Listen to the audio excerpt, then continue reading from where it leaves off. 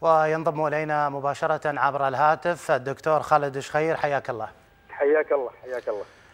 دكتور، كيف تقيم دعوة عاشور لنواب الشيعة للتنسيق مع أغلبية مجلس 2012 للمرحلة المقبلة؟ والله أنا أعتقد هذا الأمر تعودناه دائما، عندما تغرق سفينة الحكومة يلتحق البعض حتى وإن كان متأخرا في ركب النواب الإصلاحيين أو يلتحق بإرادة الشعبية. هذا السيناريو تكرر في مجلس 2009 عندما لحق نواب العمل الوطني في آخر الوقت لإسقاط ناصر محمد. هذا المشهد يتكرر مرة أخرى. نعم، طيب هل هناك خطوات معينة لديكم للتعامل مع مثل هذه الدعوات؟ والله هو ما صار إلى الآن شيء رسمي، لكن نحن نتعاون مع الجميع. من يريد الإصلاح لهذا البلد نتعاون مع الجميع. لكن أنا اسمح لي أخي، أنا حسب الاتصال اللي جاني أن أنا أتكلم في موضوع آخر وليس في هذا الموضوع. طيب ما هو تقييمك للتطورات في الساحة المحلية التي نشهدها هذه الأيام؟ هو باختصار ما شهدت الكويت في الأيام الأخيرة هذه اللي طافت هو أمر غير مسبوق. أنا أعتقد أن الآن لسان حال الشعب الكويتي أنه وصل السيل الزبا. التعدي على كرامات الناس أمر مرفوض. لذلك أنا أود أن أشيد في مبادرة الشباب قبيلة مطير فيما يخص أن هذا الموضوع ما هو سياسي. تعودنا دائما أن السلطة عبر جويهلها دائما تضرب القبائل نكاية في نوابها. رأينا هذا الأمر مع قبيلة مطير ومع قبيلة العوازم وكذلك في قبيلة العتبان وقبائل أخرى حتى البدون لم يسلموا من شره. لكن أنا أعتقد أن هذا الأمر ما هو أمر سياسي. إحنا اليوم ما عندنا حكومة، ما عندنا أعضاء مجسومة حتى نطالب النواب بموقف سياسي. أنا أعتقد أن الأمور واضحة جدا للشعب. لذلك هذا الأمر مختصة فيه القبائل. وأنا أثني وأشيد في مبادرة شباب مطير أن ابعاد هذا الأمر عن السياسة.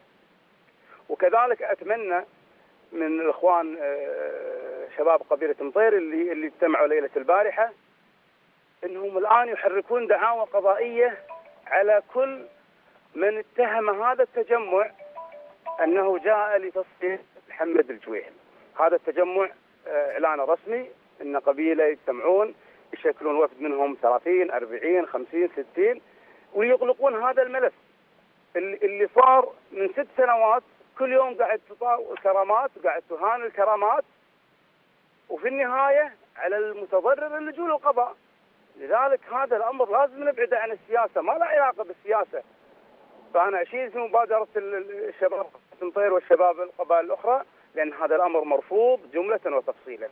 أنت اليوم أنا أتكلم بكل وضوح، محمد الجويهل كان مسجون وحسابه في تويتر شغال. لذلك أي قاضي مباشرة سوف يحكم في براءة محمد الجويهل لأن هذا الكلام ما هو صحيح. وفقا للمعطيات محمد الجويهل بالسجن والحساب ما زال يستمر. لذلك خلوا الناس تتعامل مع أسلوب السلطة. نعم دكتور خالد، نحن الآن نعيش ذكرى الغزو العراقي على الكويت. ألا تعتقد أن هذه الأجواء ربما وهذه الذكرى تدعونا كمجتمع مترابط واحد للالتفاف حول قيادتنا وحول كل هذه الجراح وكل هذه ونبذ كل هذه الخلافات؟ يا سيدي العزيز، أنا قلت من زمان أرد أكررها اليوم. والله العظيم لا يوجد شعب في العالم يحس حكومة على الوحدة الوطنية كثر الشعب الكويتي. في كل حكومات دول العالم الحكومات تحس بالشعب وتعمل برامج للحفاظ على الوحدة الوطنية. لكن عندنا بالكويت العكس، الشعب قاعد يقول نبي نحافظ على الوحدة الوطنية، واليوم الشعب كله يعرف من وراء جويهل ومن اللي قاعد يعبث في الديرة. لذلك أنا أعتقد أن الأمر وصل إلى منتهى. أنت قاعد تتطاول على أعراض الناس وفي النهاية تقول اللجوء للقضاء. أنا بس أحب نقطة، ترى مصر وتونس واليمن وسوريا فيها قضاء وفيها مجالس منتخبة، لكن صار الشعب لمكافحة الفساد. هذه نقطة جوهرية ومهمة جدا. نعم، عضو مجلس الأمة 2012 الدكتور خالد شخي، شكرا جزيلا لك.